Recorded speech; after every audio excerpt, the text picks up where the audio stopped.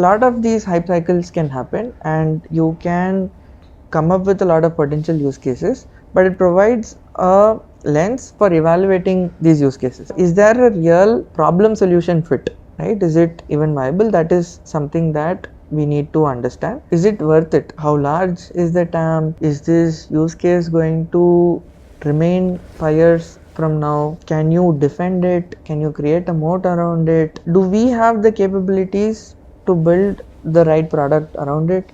Do we have the right capabilities to distribute it? Does someone else have a more natural right to win?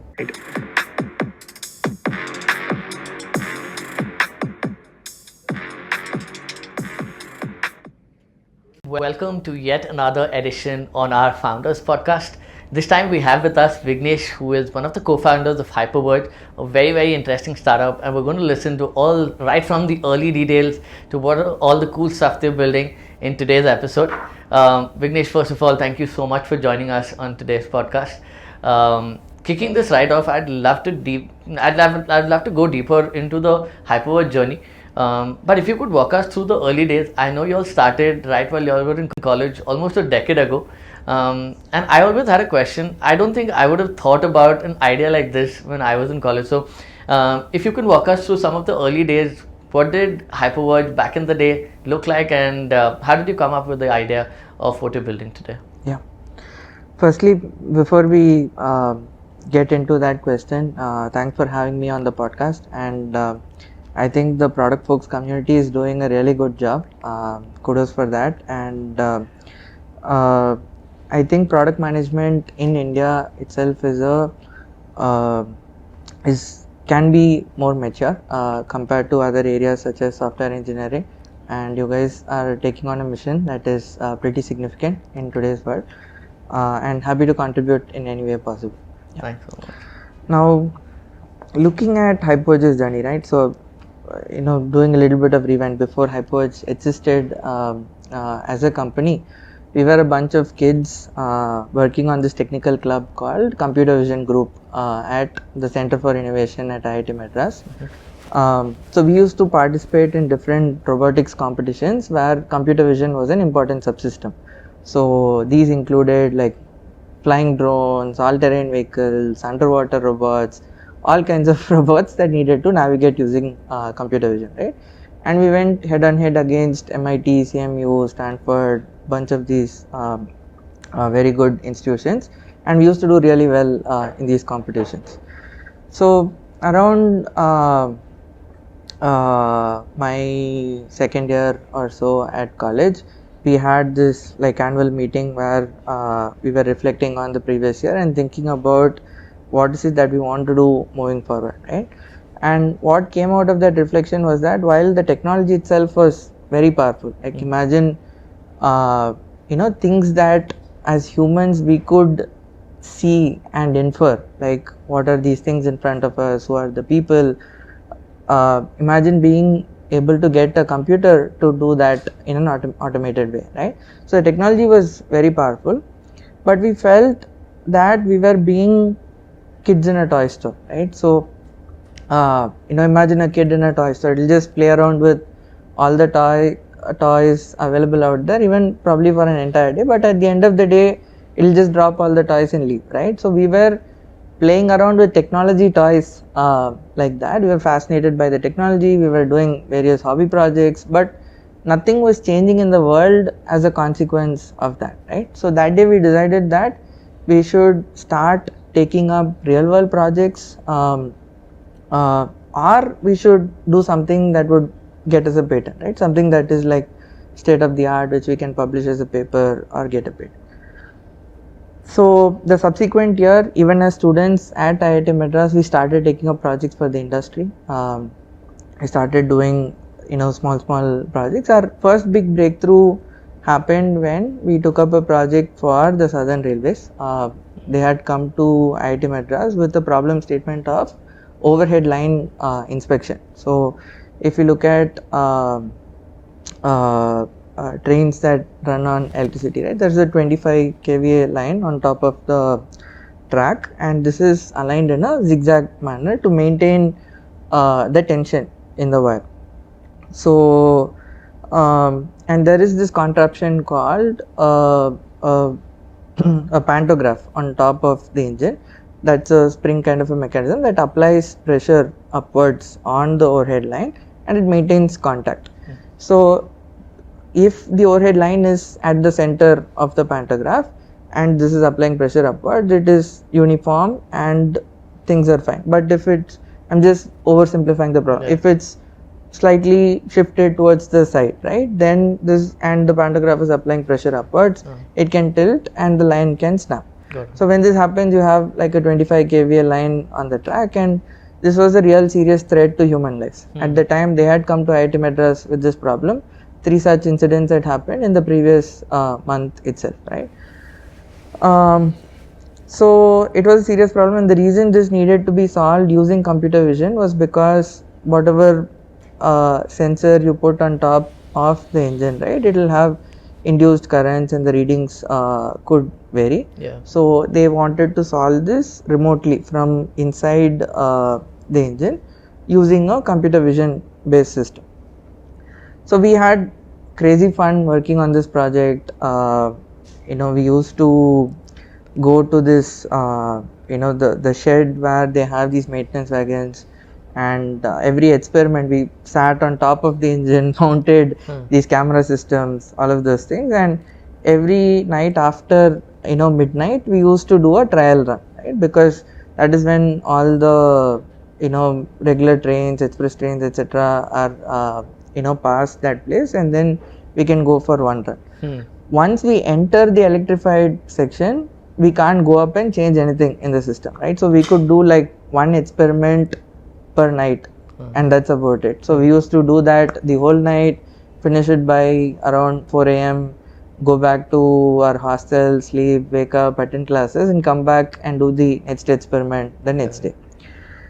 And every day there used to be a person who came along with us from the railway system who ran the maintenance wagons, right? Every time we had to do this experiment. So it went on for like a few weeks, and finally we got things to work. And because it was a computer vision system, we could see the video recording live, and along with it the output where we are able to detect if the overhead line is aligned with the center, at what height is it from the top of the engine, all the safety parameters of the overhead line we were able to capture. So for me as a technologist and a problem solver, I was more relieved that okay, like things are finally working. But this guy who accompanied us, he saw the output and he was like, sir, working. He was so excited at the thing working, right? So later that day, after the problem was solved and we got time to relax, he started socializing with that person for the first time and understood about his life, what he was up to.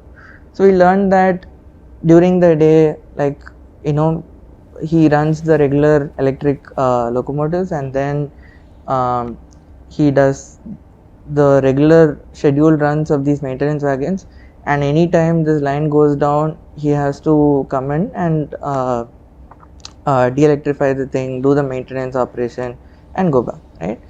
And this was happening at a time when his daughter was in 10th standard and he was feeling bad that he was not able to spend enough time with her. And just the thought that something like this could solve his problem and could automate this maintenance and require less time from him made him feel so happy, right? So now these 500 lines of code I could have written any day, right? And we used to do more lines than that for so many assignments and college projects and all of that. And the fact that something that you are equipped to do, you have the ability to do, can means something for you, but it could mean 100x more for someone else's life, was something that hit me hard that day, right? So I tell people, if anyone else had been in that situation that day, they would have started up too. If you could see how much your what you can do with your abilities can have as an impact on someone else's life. True. That is an amazing feeling to have. So Hyperverge started off as a platform for smart people to come together and solve problems for people, right? Create a positive impact in the lives of other people. Nice. But that said, we were still students in college, Yeah. and we had like 9.8 pointers from IIT Madras and people like that, and they could have been anywhere in the world, right? And they had fancy job offers from all of these places. So how do we go and convince our own parents and parents of all of these teammates that, you know, instead of going for one of these job offers, we should work on this startup?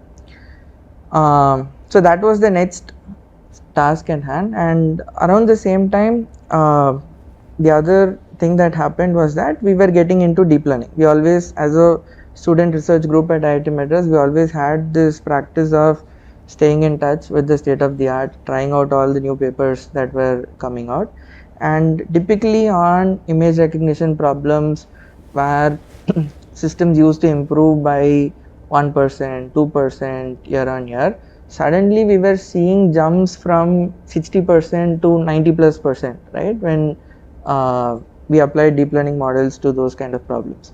So we were clear that some drastic transformation is happening in this space, and we started working on a face recognition model and a scene recognition model back then, and we are among the first few teams in the world to work on deep learning based systems for face recognition and scene recognition. So so we thought we will do like a Kickstarter campaign of sorts, and launch that in the US, go to the Valley and like raise some money for this Kickstarter campaign, and come back and tell the parents of these people that, see, real tech savvy people in the Valley are trusting us with whatever we are doing, and that we will use that as a reasoning to convince them. So Kedar, who's the CEO, and we decided to travel to the US. We just felt that, you know, at least back then, our thought process was that people in India did not understand deep learning enough and its potential use cases and impact. What year was this? Maybe just as you graduated? Yeah, this was 2014. 14, okay. Yeah. So we decided to go to the US and talk to people, and we had like no idea what to do there, right? We just left, and fortunately the IITM ecosystem was very, very supportive. Nice. We were incubated in the IITM incubation cell here at IITM Research Park, and they had another group in the US called IITM EF, and they put us in touch with people there. We met a lot of entrepreneurs in the US, investors, a lot of other people in the ecosystem. They literally like handheld us, took us from meeting to meeting. Oh, nice. And it was just crazy. I mean, so much gratitude to every person who supported us back then. So when we started doing demos, so we had like a split screen. On one side we had Google image search, and on the other side we had our image recognition system. So we launched the scene recognition model first, so it could identify if this is given a photo, it can tell if this is a beach or a cafe or a meeting room or an office space or a forest or mountain, whatever, right? And it could also tell when it is not any of these things, or when it is not confident of predicting something, right? So we had Google image search on one side, and then this prediction engine on the other side, and we used to tell people you can search for anything, we'll just drag and drop a photo here and instantly it will predict that, right? Today it is very common, but back in 2014 people hadn't seen anything like this, right? And around this time Andrew Ang had joined the Google brain team. They had done this thing on detection of cats from YouTube videos, and when Google sneezes, the world catches cold, right? So everyone was talking about deep learning. It was very hard, but people hadn't seen any practical use case of it or what to do with it hands-on, right? So when we showed this demo, people, it was like a wow moment. And the advice that we got from a lot of people that we met was that, okay, you guys can go back and build this app that you're talking about. We thought, we'll launch an app where you could search for things like my photos with a friend at the beach and things like that, right? And that was the idea for the Kickstarter campaign that we were thinking of. But people told us that the technology behind this is way more powerful than this consumer app that you're thinking about, which means that you'll end up solving a lot more problems for the industry, and you'll be spending a lot more money in solving those problems. So raise a lot more money than you're thinking of. Got it. So in that first trip, we raised close to $1 million. We came back, set up the company. That gave enough validation to these parents to trust that these kids are up to something. And they let us try things out. Got it. That's so that was the starting point, right? Starting point. Yeah. And that's super interesting. And I'd say this is still early days, right? 2014, 2015. 2014, very early days. From there to now, I think with that incubation, really helping you to millions of dollars of revenue today. One thing I'm really curious about is y'all are probably one of the fastest growing bootstrap startups that I know of. Like you shared, I think you'll raise $1 million to then changing and thinking of bootstrapping from there. What did that journey really look like? Because given in the market scenario that we're in today, a lot of folks thinking around this point, right? So if you could walk us through the journey and the thought process behind doing this, that would, and I'm sure there are trade-offs in both scenarios. So would love to get that perspective from you. Absolutely. So when we came back, I still had a year of college left, and most other people in the team were juniors of mine from college. So next 2 years still went into getting people out of college. We were not thinking of dropping off and all that, and we couldn't have done that with the kind of families that we were from. So it took us a while, and we did launch the consumer app during that period. We thought that we wanted to solve problems for people, and the customer segment that we immediately had access to was other college students, right? So default thought process was, how can we solve this problem for millions of similar people out there? And back then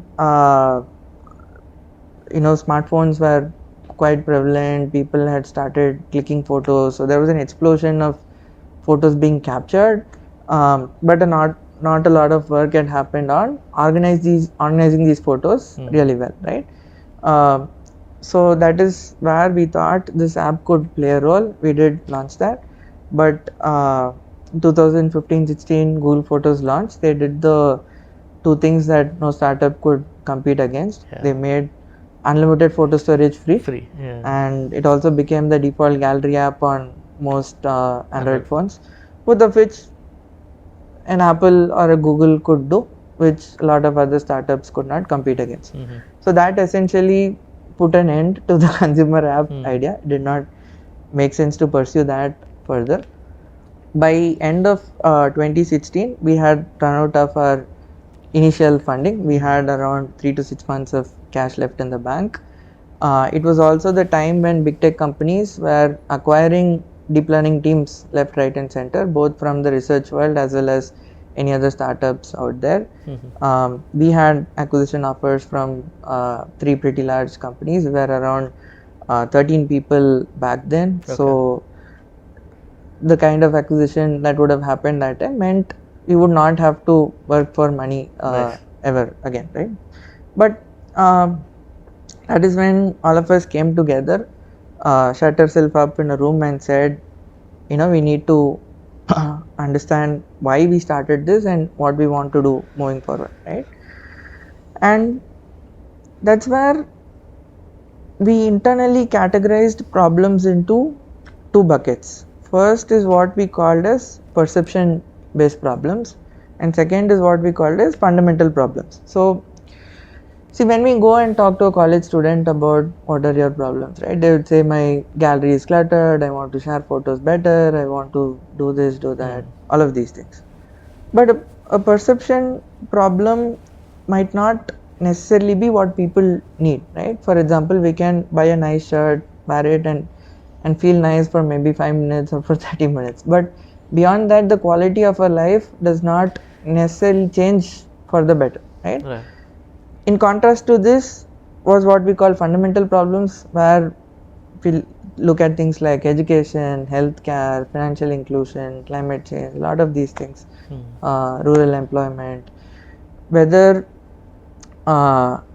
we like it, we don't like it, we know about it, don't know about it, a fundamental change that happens in this area will positively impact the lives of people, right?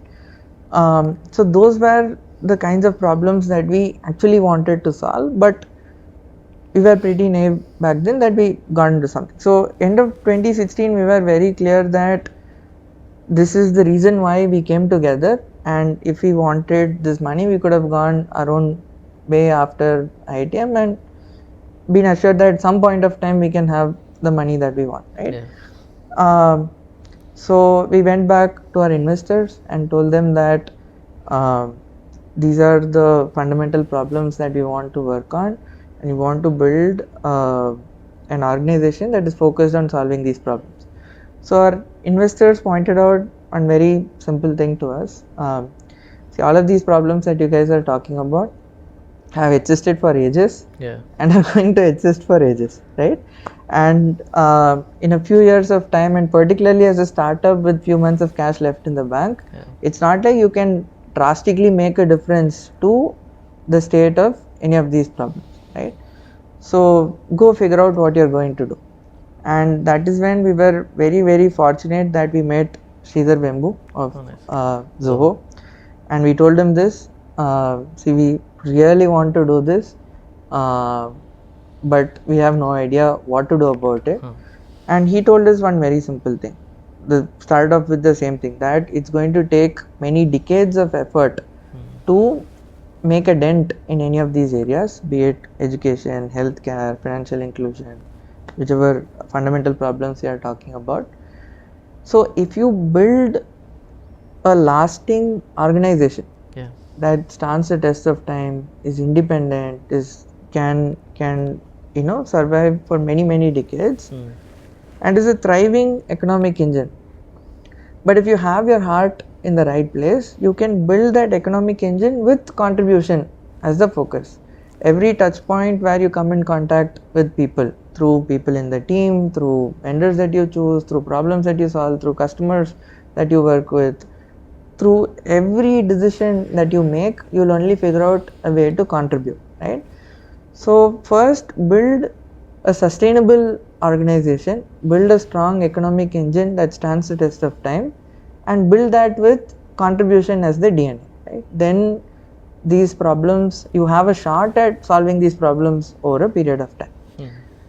So he said, first thing to do this year, make $500,000 of revenue the first year in whatever non-scalable way, so that money is not a problem, right? Use that as your seed funding now, and then with that money, figure out what is the scalable PMF, right? In that time, figure out what is your scalable PMF, and then start growing that the subsequent year onwards. So first year we did exactly what he said. Okay. What were you doing, but like post the consumer app? Yeah. So in the even while we were building the consumer app, we had built very strong deep learning engines. Our face recognition engine was still among the top 5 in the world. So we decided to open up these deep learning engines for the industry, right? For B2B use cases. So first year we solved 2 problems in a non-scalable way, took those up as one-time projects and did that. Zoho themselves became a customer the first year, and we solved the problem for a couple of other people. But in parallel to those one-time projects that we did the first year, we came across this other problem, which I'll talk about, which led to the scalable PMF. So our thought process was, what is a domain where millions and millions of images are getting captured every day in a business context, which need processing, right? And that is where we came across the financial services industry, where customers are onboarded day in, day out. Any financial process, be it opening a bank account, be it investing in a stock or a mutual fund or whatever, taking a loan, getting an insurance policy, any journey in financial services requires verification and onboarding of an individual, and a lot of documents and other data points were being collected as part of this process, right? And this was happening day in, day out, and people had budgets that were associated with this already, right? Now the challenge with this process, the way it existed back then, was that one, there were several steps in this that was manual, right? So people were collecting, so either I go to a branch and I submit these documents, or someone used to come to my place and collect these documents, right? Then I'm filling out forms, things like that, and even after submitting all of these things, someone is at the back end verifying all of these details. So if we just take KYC or identity verification portion of this process alone, for an example, is the person who is receiving the service and the person whose photo is captured on record, are they the same, right? Otherwise, someone is getting a loan, but you go knocking on someone else's door to recover the loan, right? Is this a valid identity? Is it an authentic identity?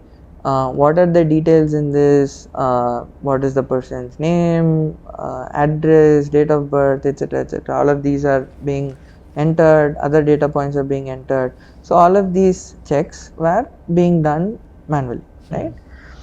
Now when this happens, the cost of processing the application is significantly high, that it was viable to do this for a big ticket loan, let's say, right? If you're doing a home loan or a higher ticket size loan, then it is viable to do this whole process. But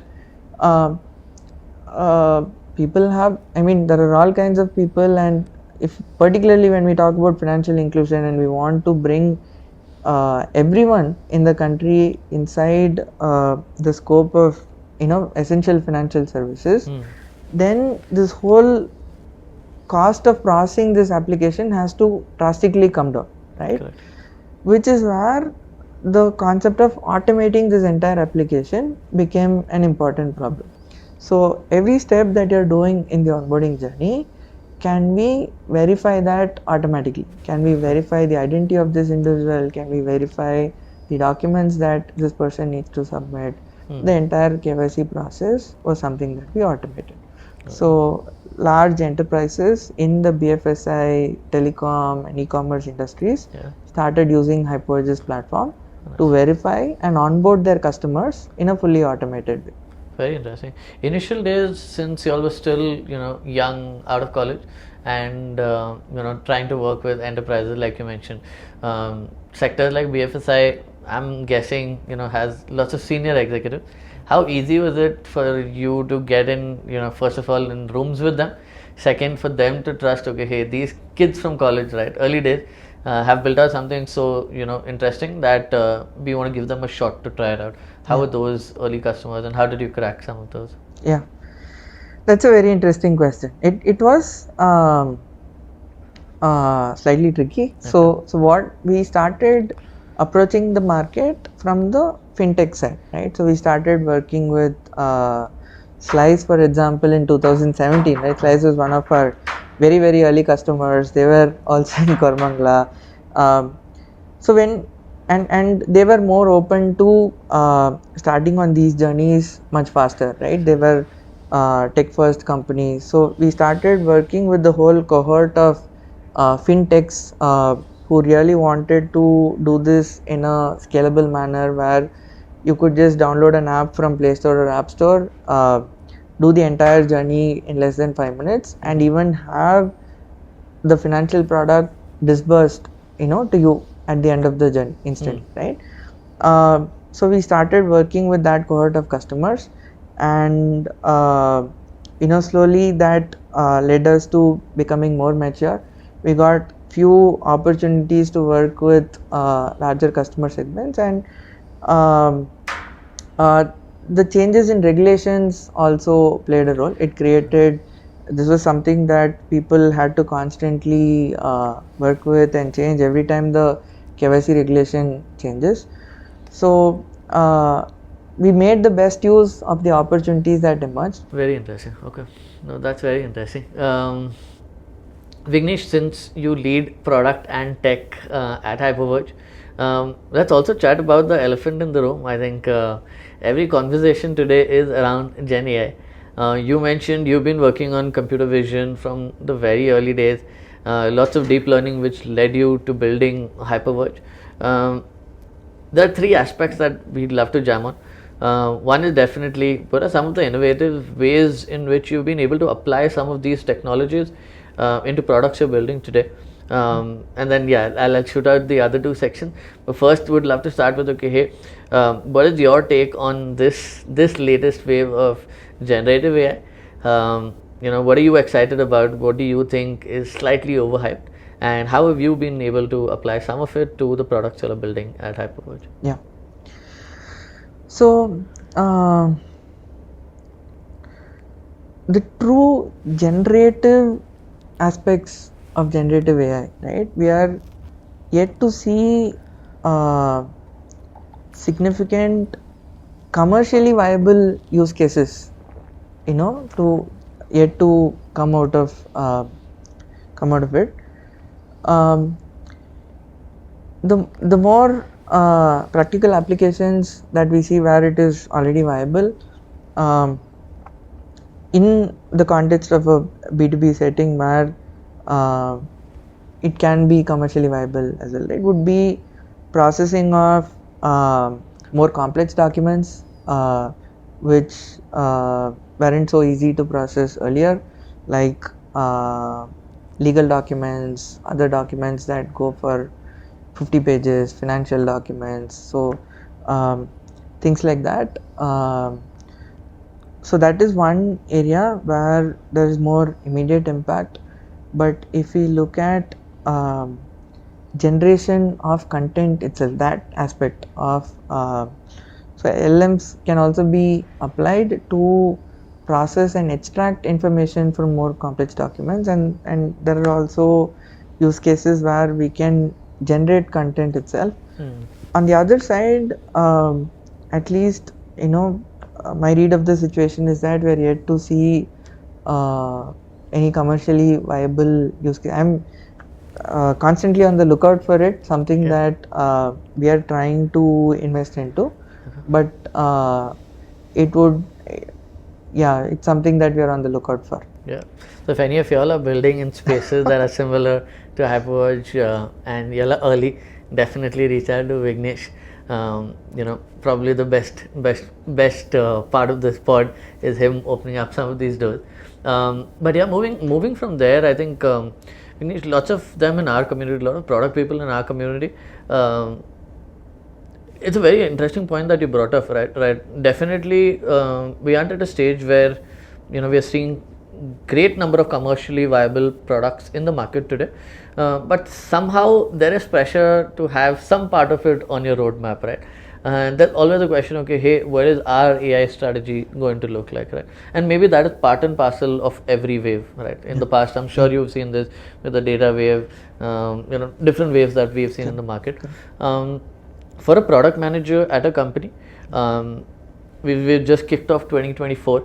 Many of them are in the process of building their roadmaps for 2024. How do you suggest them to really look at this particular technology without force fitting it into their current solutions in the market? Correct.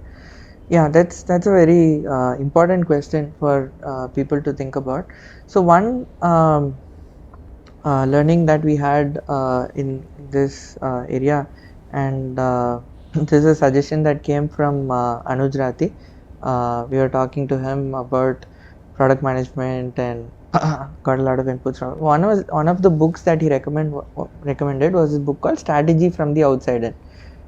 In that book they talk about a framework called RWW. and the R stands for is this real? The first W is it worth it? Second W is can we win, right?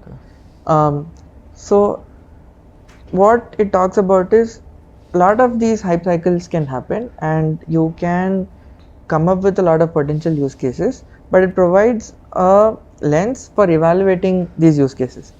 So is there a real problem solution fit, right? Is it even viable? That is something that we need to understand. The second portion is it worth it? How large is the TAM? Is this use case going to remain 5 years from now?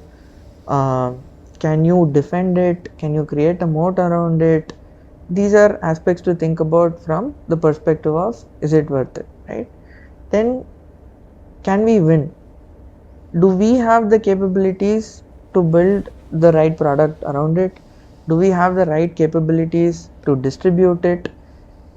Does someone else have a more natural right to win over this, right?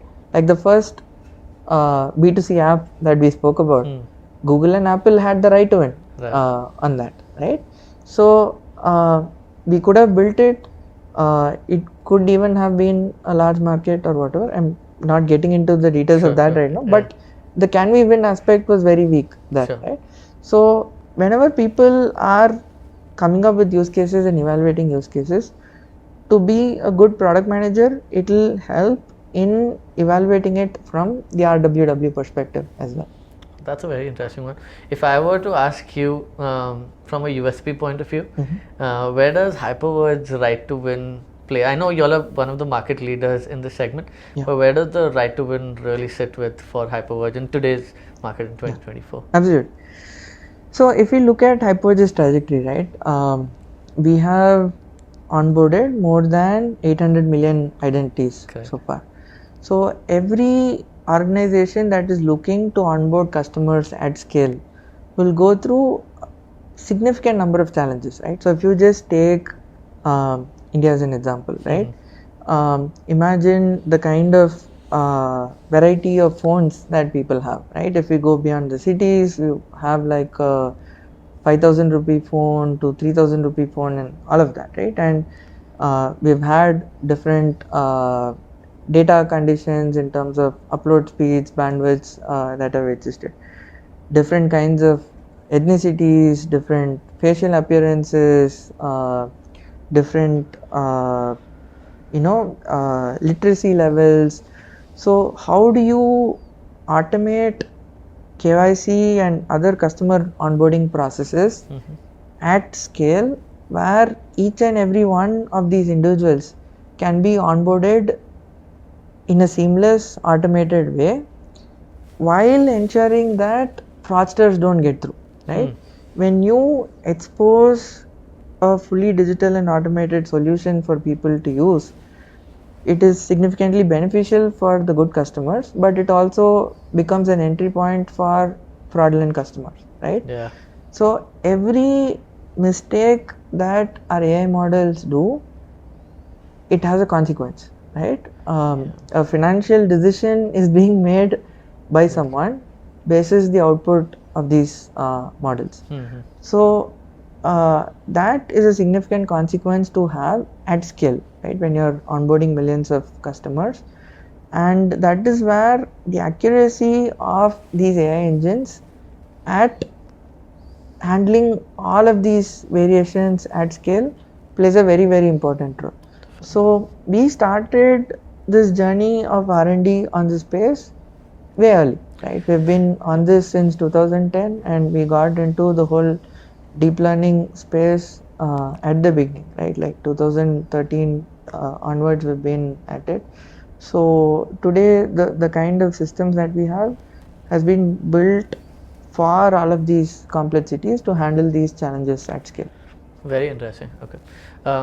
So in your opinion then, how important is tech as a talent, right? So to build these scalable solutions, one, you spent enough number of years. There is definitely right from the top, I think lots of interesting folks been doing this for years together, right? And that compounds, right? That's a skill that compounds.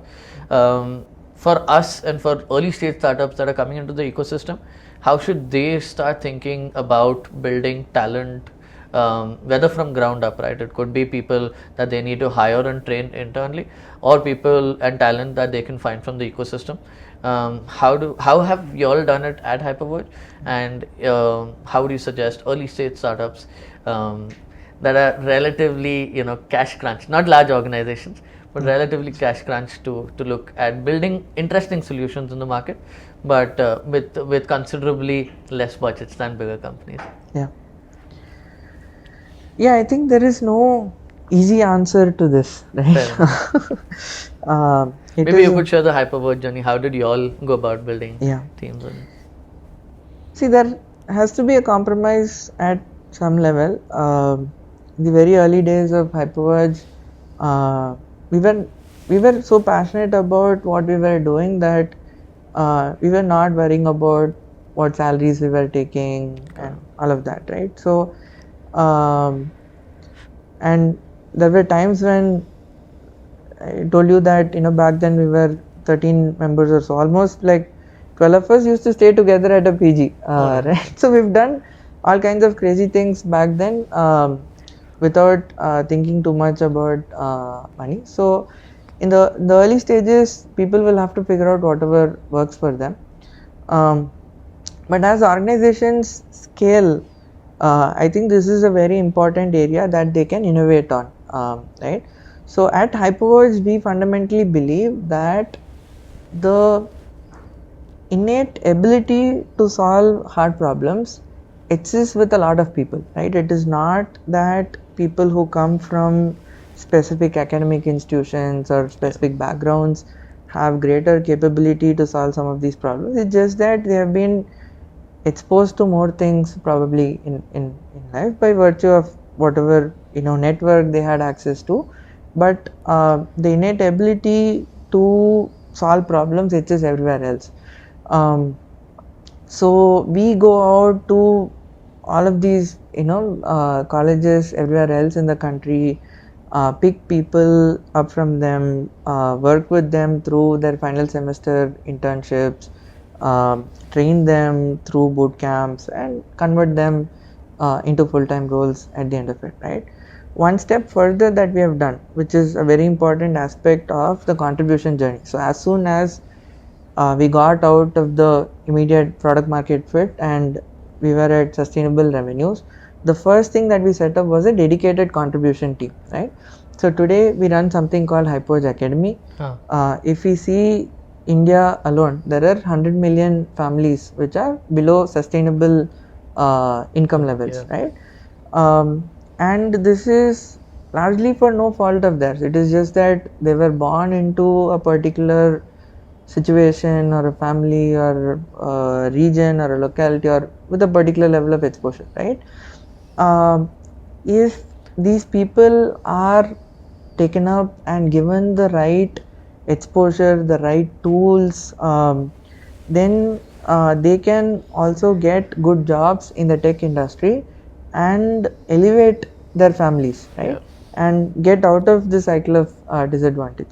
So since 2019-20, Hyperverge Academy has been working on this contribution initiative. We've had people who have never used a laptop before, people who have been in places where access to internet was being set up for the first time. These are people who have enrolled in Hyperverge Academy, gone through a 6-month boot camp, and got jobs in the tech industry with at least a 5 LPA kind of a package, right? Nice. So that's a transformation that we are working on, and that is also a talent pool that we tap into for building Hyperverge itself. Very interesting. I think being bootstrapped probably gives you this flexibility to go back to those initial ideas that you really wanted to work on. So I think sorry to interrupt. Just to acknowledge here, there is nothing original about this idea. We copied this also from Zoho. Zoho has been doing this before as Zoho University. Correct. And we learned this from Sridhar. Our team went and spent time with the Zoho University team, understood how they do this. Yeah. So a lot of inspiration comes from Zoho. No, that is amazing. Yeah, completely agree. I think they're probably setting up playbooks for other people to do this. My question to you, I think you touched upon this on how you became a bootstrap company or why that thought process came through. But I'm sure with this comes trade-offs, right? Being a venture-backed company versus bootstrap. Can you walk us through what were some of the advantages, including the flexibility and including what were some of the advantages of you being bootstrap? Versus venture capital? We could talk about both sides of the table, and for other founders to think through, okay, hey, these are definitely the wins, but these are the considerations to take through. If you can touch upon that, I think that'll be super helpful for our audience. Firstly, see, these are personal choices also to some extent. For the purpose that we were building the organization for, it was an essential choice, right? Because we wanted to have the freedom and the independence to work on these contribution initiatives, and we wanted to build a lasting organization aligned with this purpose, and we did not want to take any chance where in the process of growing fast and burning money, we end up like breaking the organization or opting for a business model that is not so sustainable, right? So all our choices were made working backwards from that mission. So since 2017, as soon as we pivoted to the B2B model, since then we've been profitable year on year, month on month. So that always sustains the company through all kinds of tough situations, peak of COVID, bad markets like the one we've had now over the last year, etc. We've never had any layoffs or even like salary cuts for that matter, right? So that is one advantage that you get when you build for profitability. You make better decisions on the kind of business models that you want to pick, and that gives you more security. You determine the way you want to run the team, the way you want to operate the team, and we've never had to do layoffs that way, right? Those are things that are advantages. I will not say disadvantage, but the trade-offs that would come with that would be the right kind of sustainable pace that you will have to opt for, right? So sometimes it might not be crazy. Sometimes you will not opt for solutions where you can just throw money at the problem. But we will have to be more innovative, be creative, think through the right approaches to solve those problems, and opt for a more sustainable pace of growth. Got it. Which by no means is less, right? I want to be clear that even bootstrapped organizations can grow at a pretty decent pace, but will have to be practical. Got it. At any point, maybe when you were stuck, did it come across maybe to you or your co-founder that, hey, if you'd raised money, this problem would have been easily solved? Did that ever happen at any point in your journey? See, we can never be sure. We don't think of it that way because we know enough downsides of that happening as well, right? So there will always be some advantages, but are we willing to live with the downsides that come with it is the greater question that we need to ask, right? So we always look at both sides, and we've felt till now, and see, at the end of the day, this is still an experiment, right? We're doing an experiment with respect to this larger mission that we have, and the mission is the more important thing. If we learn the hard way that this path of approaching the mission doesn't work, then we have to try something else. But so far, from everything that we've understood, this seems like the better method to approach the mission that we are on. Fair enough. No, thanks for sharing that. Comes to my third part, Vignesh, on the AI bit that I was going to ask you. I think with the rapid pace at which this technology is coming through now, um, I'm sure lots are going to change in the next 12 to 24 months. My question there is, do you sometimes think about the ethical considerations of AI as well? You deal a lot with identity, you deal a lot with fraud. So I'm sure you've spoken a lot about, okay, hey, how do we safeguard some of our data, etc. But now I think we're living in the day and age where most of these models are using. I mean, there are lots of fine lines and lots of lawsuits that are already going on talking about this. How do you look at it? And what are some of the things that you think founders should really consider while applying some of these models? Of course, to the benefit of society, but what are something that they should really take care of? Yeah, AI can be applied in a lot of different spaces, and each of the spaces will have its own ethical considerations.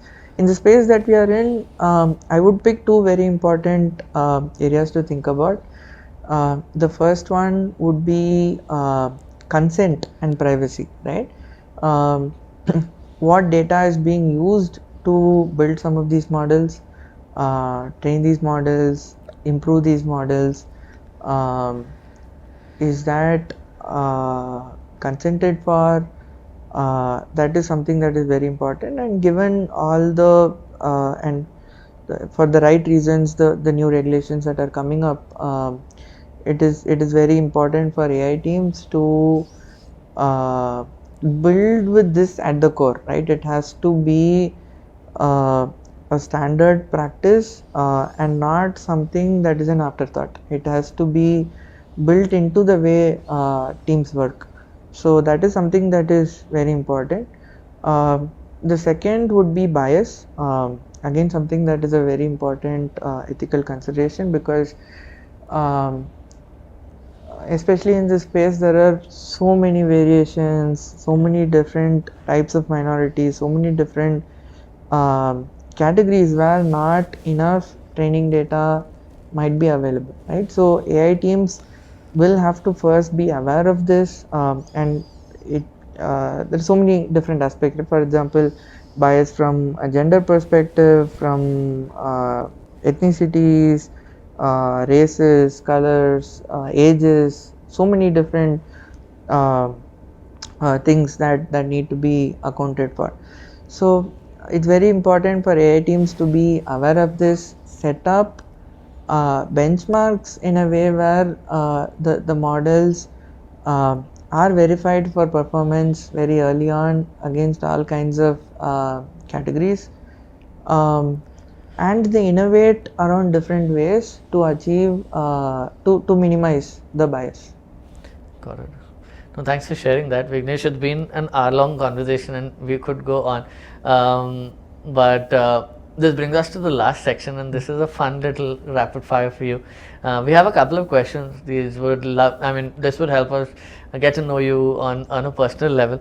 So I'll keep shooting it out to you. Whatever comes to the top of your mind, candidly share it with us.